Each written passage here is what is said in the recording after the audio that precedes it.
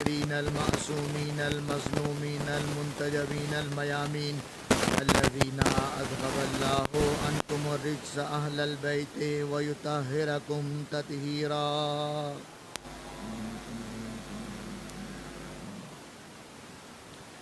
لا سيما على بقية الله في الأرضين ولعنة الدائمة على أعدائهم أجمعين من الآن إلى قيام يوم الدين. أما بعد قال سبحانه وتعالى في كتابه المجيد بسم الله الرحمن الرحيم الف لام میم ذالک الکتاب لا ریب فیہ ھدی للمتقین. درود بھیجے محمد و آل محمد.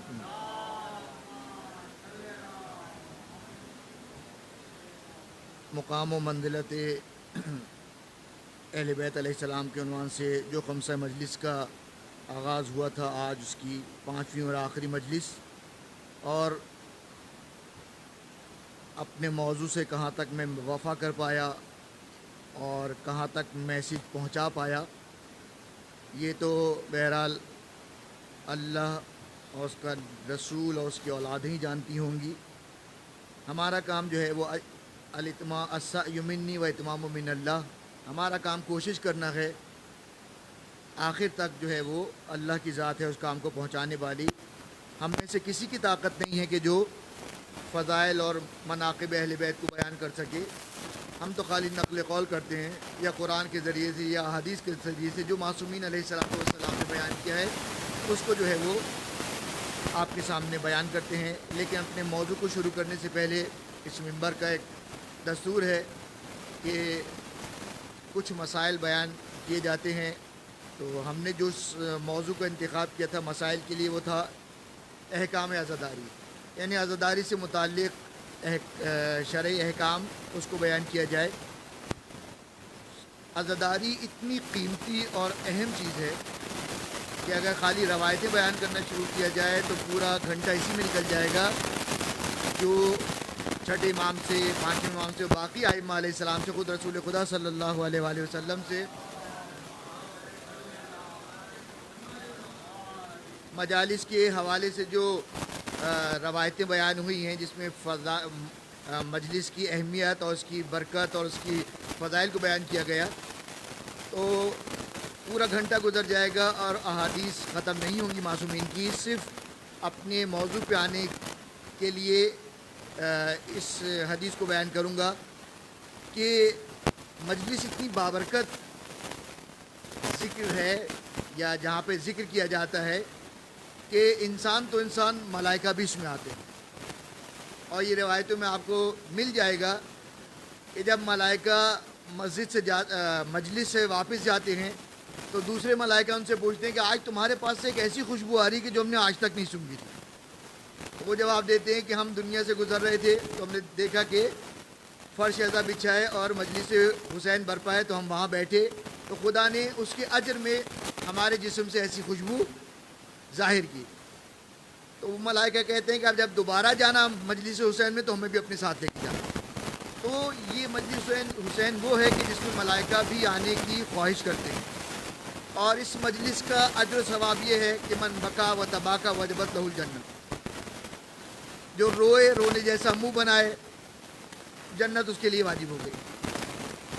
بڑی تفصیلی روایت ہے، میں روایت نہیں پڑھوں گا، صرف اشارہ کروں گا کہ یہ مجلس حسین میں آنے والا جب آنسو بہاتا ہے تو کہتے ہیں کہ جب سارے انبیاء موجود ہوں گے تو جو ہے وہ جبریل ایک موتی لا کے دیں گے اور کہیں گے کہ اس کی قیمت بتاؤ کیا ہے. جبریل آدم کو دی جائے گی، آدم نہیں بیان کر پائیں گے. سارے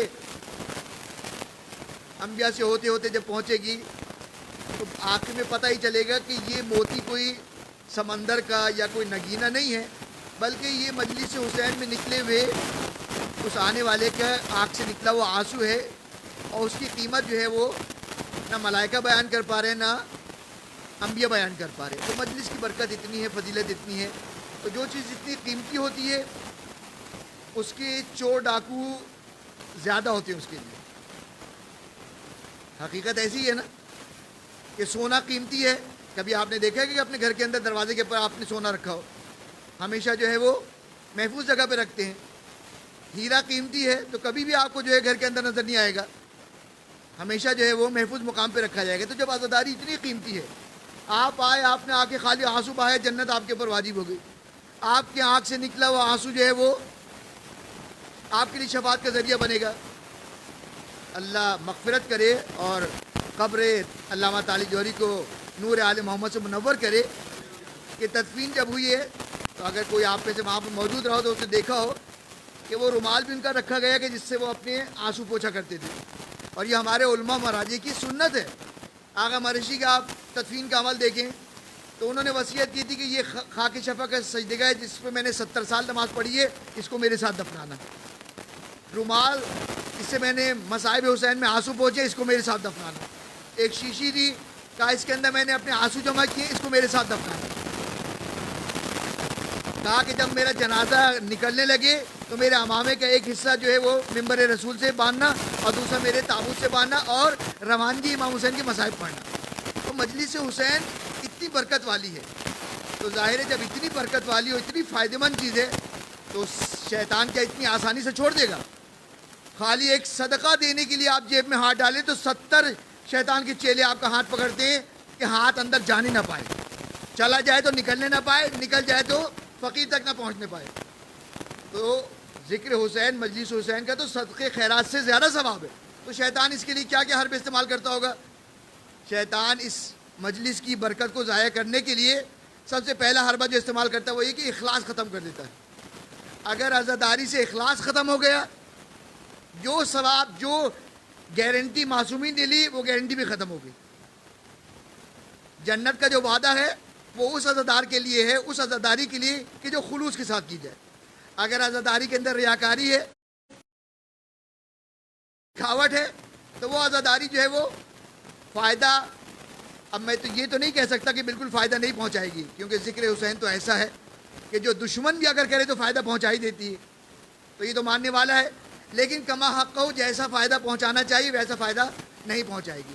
تو عزاداری میں خلوص کو برقرار رکھیں، نمود و نمائش اور دکھاوٹ کے لیے عزاداری کو برپا نہ کریں۔ اب بعض لوگ جو ہیں وہ آج کل جو ہے وہ مثلا ایک جگہ بیٹھا تھا تو ایک صاحب نے کہا کہ نیاز کے اوپر اعتراض کیا کہ انہوں نے ایسی نیاز بیٹھی کہ جو مناسب نہیں ہے۔ اب یہ ہر آدمی کا ایک شخصی مسئلہ ہے۔ اچھا، بعض چیزیں ایسی ہیں، بعض کھانے ایسے ہیں کہ جو بعض مخصوص ایونٹ کے ساتھ مخصوص ہیں۔ مثلا بریانی وغیرہ جو ہے یہ تو کامن ہے، یہ تو سوئی میں بھی بیٹھتی ہے، مجلس میں بیٹھتی ہے اور شادی بیاہ میں بھی ہوتی ہے، تو اس میں تو کوئی اعتراض نہیں کرے گا۔ لیکن بعض چیزیں ایسی ہیں کہ جو مخصوص ہیں کسی خاص ایونٹ کے لیے، جیسے پراٹھا کباب، یہ ہمارے ہاں مخصوص ہو گیا مائیوں کے لیے، مہندی کے لیے۔ اب اگر کوئی اپنی مجلس کے اندر جو ہے وہ رول کباب بانٹ رہا ہے اور کباب بانٹ رہا ہے تو بعض لوگ اس پہ اعتراض کرتے ہیں کہ یہ مجلس کے شان کے مطابق نہیں ہے ایسی نیاز بانٹنا۔ تو پہلی بات تو یہ کہ یہ شخصی مسئلہ ہے، ہر آدمی کا پرسنل مسئلہ ہے، تو اس میں یہ نہیں کہہ سکتا کہ یہ جو کر رہا ہے یہ صحیح کر رہا ہے یا غلط کر رہا ہے، یہ اس کا اپنا مسئلہ ہے۔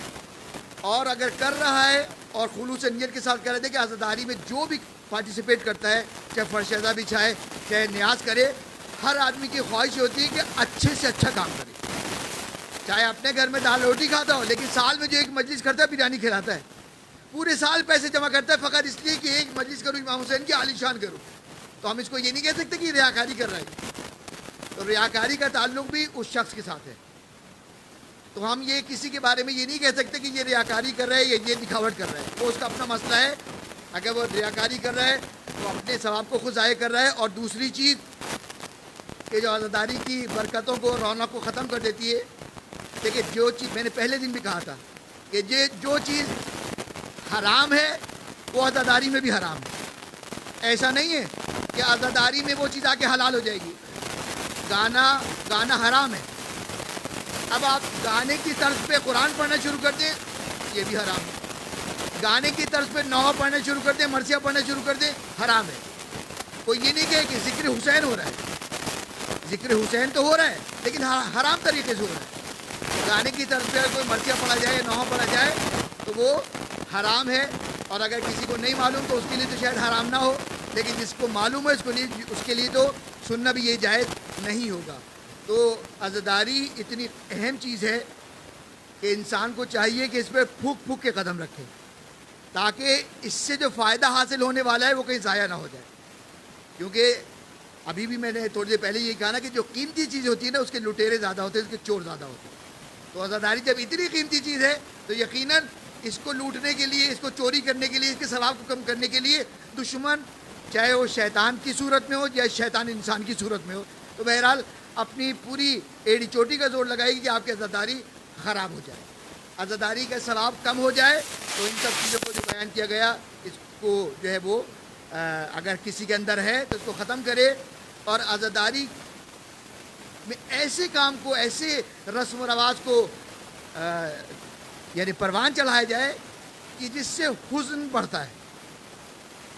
مثلا جیسے سیاہ لباس پہننا، سیاہ لباس پہننے کی آغا سیستانی کے نزدیک عزاداری امام حسین میں سیاہ لباس پہننا پسندیدہ عمل ہے.